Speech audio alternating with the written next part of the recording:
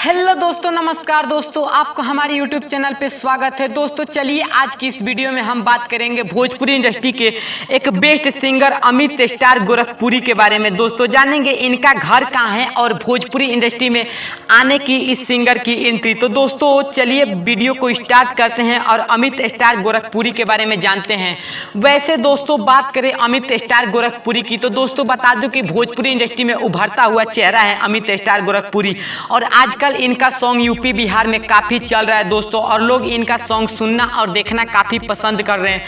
वहीं इनकी भोजपुरी इंडस्ट्री की एंट्री की बात करें दोस्तों तो दोस्तों मैं आपको बता दूं कि अमित स्टार गोरखपुरी की भोजपुरी इंडस्ट्री में पहला सॉन्ग आया था और भोजपुरी इंडस्ट्री में एंट्री इनकी साल 2017 में हुई थी। जी हाँ दोस्तों, भोजपुरी इंडस्ट्री में इनका पहला एल्बम साल 2017 में रिलीज हुआ था, जिस एल्बम का नाम था चलो खेलल जाई ओका बोका। जी हाँ दोस्तों, इस एल्बम ने इनको काफी पहचान दी। उसके बाद भोजपुरी इंडस्ट्री में ये एक से एक बड़े बड़े एल्बम देने लगे। दोस्तों बता दें कि अब तक अमित स्टार गोरखपुरी ने 200 से 300 तक गाने गा चुके हैं भोजपुरी इंडस्ट्री में और इनका गाना यूपी बिहार के लोग काफी सुनते हैं।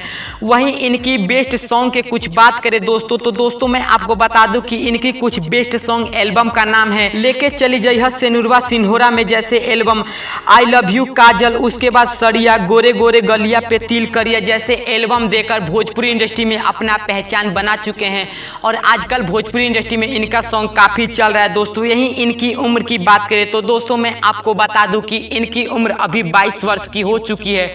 और चलिए अब बात करते हैं अमित स्टार गोरखपुरी की घर के बारे में। तो दोस्तों मैं आपको बता दूं कि अमित स्टार गोरखपुरी का घर गांव घोड़दावा पंडितपुर जिला महाराजगंज उत्तर प्रदेश में है दोस्तों, और ये उत्तर प्रदेश से बिलोंग करते हैं दोस्तों बता दें कि इनका गांव का नाम है घोड़दोवा जो कि पंडितपुर प्रखंड में पड़ता है दोस्तों, और इनका जिला है महाराजगंज। दोस्तों आप वीडियो में इनका घर देख सकते हो दोस्तों, यही है अमित स्टार गोरखपुरी का घर। तो दोस्तों अगर आपको भी इस चैनल पे ऐसा ही वीडियो जानना है, देखना है दोस्तों, तो आप इस चैनल को सब्सक्राइब करके बेल आइकन पर क्लिक कर दीजिए ताकि हर वीडियो का नोटिफिकेशन सबसे पहले आप तक पहुंच सके। जय हिंद, जय भोजपुरी समाज।